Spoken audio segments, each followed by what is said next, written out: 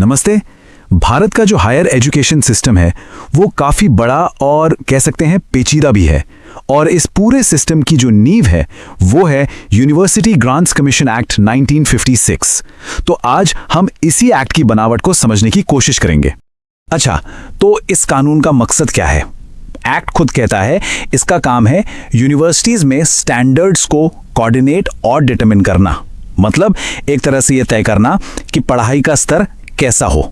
और सच पूछिए तो यही वो एक लाइन है जिस पर यह पूरा ढांचा खड़ा है। तो इस पूरे सिस्टम को समझने के लिए हम इसे 5 हिस्सों में देखेंगे। सबसे पहले इसे बनाने वाले कौन हैं और कुछ जरूरी परिभाषाएं क्या हैं। फिर बात करेंगे पैसे और स्टैंडर्ड्स की। उसके बाद देखेंगे कि जांच कैसे होती है और उसके नतीजे क्या होते हैं। फिर समझेंगे कि डिग्री देने की ताकत किसके पास है, और आखिर में पूरे सिस्टम पर निगरानी कैसे रखी जाती है। तो चलिए शुरू करते हैं पहले हिस्से से, द बिल्डर्स एंड डेफिनेशंस। देखिए, किसी भी सिस्टम को समझने के लिए ना सबसे पहले ये जानना जरूरी है कि उसके मेन पार्ट्स क्या हैं और इसे चला कौन रहा है। तो यूजीसी के दायरे में ना मोटे तौर पर 2 तरह की संस्थाएं आती हैं। एक तो है यूनिवर्सिटीज, जिन्हें सीधे संसद या किसी राज्य की विधानसभा के कानून से बनाया जाता है, और दूसरी तरफ है डीम्ड यूनिवर्सिटीज। ये वो इंस्टीट्यूट हैं जो बहुत अच्छा काम कर रहे होते हैं और केंद्र सरकार उन्हें यूनिवर्सिटी का दर्जा दे देती है। लेकिन जरूरी बात यह है कि दोनों को ही यूजीसी के नियम मानने पड़ते हैं। अब सवाल ये है कि इस पूरे सिस्टम को चलाता कौन है। तो देखिए, इससे चलाता है कमीशन, जिसमें एक चेयरमैन, एक वाइस चेयरमैन और 10 सदस्य होते हैं। और ये सदस्य अलग अलग जगहों से आते हैं, कुछ सरकार से, कुछ एजुकेशन फील्ड से और कुछ प्रोफेशनल फील्ड्स जैसे एग्रीकल्चर, कॉमर्स और इंजीनियरिंग से। इस तरह की डाइवर्सिटी से ये पक्का किया जाता है कि जो भी फैसले हों वो गहरी समझ और विशेषज्ञता पर आधारित हों। इस कानून में ना एक बहुत ही दिलचस्प सेफगार्ड, मतलब एक सुरक्षा का उपाय रखा गया है। वो ये है कि जो 10 सदस्य हैं उनमें से कम आधे यानी 5 सदस्य सरकारी अफसर नहीं हो सकते। और ऐसा क्यों किया गया है? ताकि पावर का बैलेंस बना रहे और कमीशन पर सरकार का पूरा कंट्रोल ना हो जाए। चलिए अब आते हैं दूसरे हिस्से पर, मनी एंड स्टैंडर्ड्स, मतलब पैसा और मानक। यहीं पर यूजीसी की दोहरी जिम्मेदारी सामने आती है, जो असल में इस पूरे सिस्टम को चलाने वाला इंजन है। यूजीसी का काम ना एक तरह से दोहरी भूमिका वाला है। उसे एक बैलेंस बनाना पड़ता है। एक तरफ तो वो बेनिफैक्टर है, मतलब विश्वविद्यालयों की पैसों की ज़रूरतें पूरी करता है, उन्हें ग्रांट्स देता है। वहीं दूसरी तरफ वो रेगुलेटर भी है, जो ये सुनिश्चित करता है कि एजुकेशन के स्टैंडर्ड्स बने रहें और ज़रूरत पड़ने पर सुधार के लिए सुझाव भी देता है। तो ये पैसा आता कहाँ से है? देखिए, इसका फ्लो केंद्र सरकार से शुरू होता है। पार्लियामेंट पैसे को मंजूरी देती है और वो पैसा कमीशन के फंड में आता है। फिर यूजीसी इसी फंड से विश्वविद्यालयों को उनके मेंटेनेंस और डेवलपमेंट के लिए ग्रांट्स बांटता है। लेकिन यहाँ एक पेंच है, ये ग्रांट्स इस बात पर निर्भर करते हैं कि यूनिवर्सिटी की ज़रूरतें क्या हैं और सबसे ज़रूरी उनके स्टैंडर्ड्स कैसे हैं। अब बात करते हैं तीसरे हिस्से की, इंस्पेक्शंस एंड कॉन्सिक्वेंसेस, यानी जांच पड़ताल और उसके नतीजे। यहाँ हम देखेंगे कि क्वालिटी को कैसे पक्का किया जाता है और नियमों को लागू कैसे करवाया जाता है। ये एक्ट सीधे सीधे स्टूडेंट्स के हितों की भी रक्षा करता है। कैसे? ये बहुत ज़्यादा फीस और डोनेशन लेने पर रोक लगाता है। इसका मकसद ये है कि एडमिशन मेरिट के आधार पर हो, न कि किसी की आर्थिक शक्ति के दम पर। और अगर कोई इसका उल्लंघन करता है तो सज़ा भी काफ़ी सख्त है, जैसे कॉलेज की एफिलिएशन तक खत्म की जा सकती है।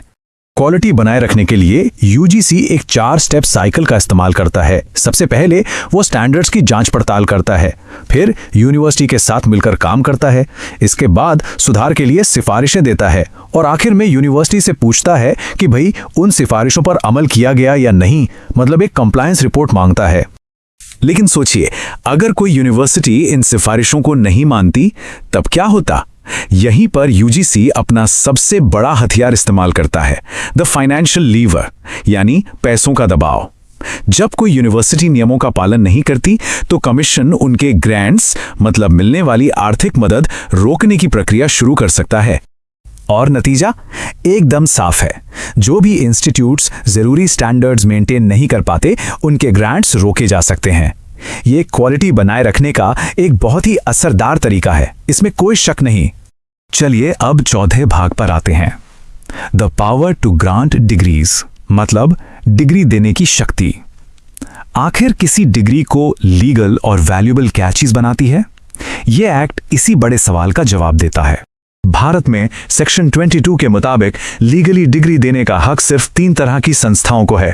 पहली, वो यूनिवर्सिटी जो केंद्र या राज्य के कानून से बनी हो। दूसरी, वो इंस्टीट्यूशन जिसे deemed to be a university का दर्जा मिला हो। और तीसरी, कोई ऐसा संस्थान जिसे पार्लियामेंट ने खास तौर पर ही अधिकार दिया हो।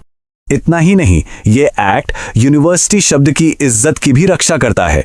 कोई भी इंस्टीट्यूट अपने नाम के साथ यूनिवर्सिटी शब्द का इस्तेमाल तब तक नहीं कर सकता जब तक वो ऑफिशियल क्राइटेरिया पूरा ना करता हो, और अगर कोई इस नियम को तोड़ता है तो उस पर जुर्माना भी लग सकता है। इससे इस टाइटल की वैल्यू बनी रहती है। और अब आते हैं हमारे आखिरी हिस्से पर, ओवरसाइट एंड द सिस्टम। यहां हम देखेंगे कि अकाउंटेबिलिटी यानी जवाबदेही कैसे तय होती है और सरकारी ढांचे में यूजीसी की जगह कहां है। यहां चेन ऑफ कमांड मतलब कौन किसको रिपोर्ट करता है, यह बिल्कुल साफ है। केंद्र सरकार देश हित से जुड़े पॉलिसी मैटर्स पर निर्देश देती है और यूजीसी कमीशन को उन निर्देशों को मानना ही होता है। इससे ये एकदम क्लियर हो जाता है कि यूजीसी केंद्र सरकार के अधीन काम करता है। ट्रांसपेरेंसी और ओवरसाइट के लिए 2 बड़े स्तंभ हैं। पहला है पार्लियामेंट्री ओवरसाइट, मतलब संसद की निगरानी। इसके तहत हर नियम को संसद के दोनों सदनों, लोकसभा और राज्यसभा के सामने रखना जरूरी है। और दूसरा है ऑडिटिंग मैकेनिज्म। इसमें भारत के कंट्रोलर एंड ऑडिटर जनरल यानी सीएजी, जो सरकार के चीफ ऑडिटर होते हैं, वो खातों की जांच करते हैं। तो कुल मिलाकर देखें तो ये एक पूरा इकोसिस्टम है। यूजीसी एक्सपर्ट्स की एक बैलेंस्ड बॉडी है जो पैसों और नियमों के जरिए यूनिवर्सिटीज को ताकत देती है, इंस्पेक्शन के जरिए स्टैंडर्ड्स लागू करवाती है और डिग्री की वैल्यू को बचाकर रखती है। और इस पूरे सिस्टम को डिजाइन ही इसलिए किया गया है ताकि भारत में हायर एजुकेशन को आगे बढ़ाया जा सके।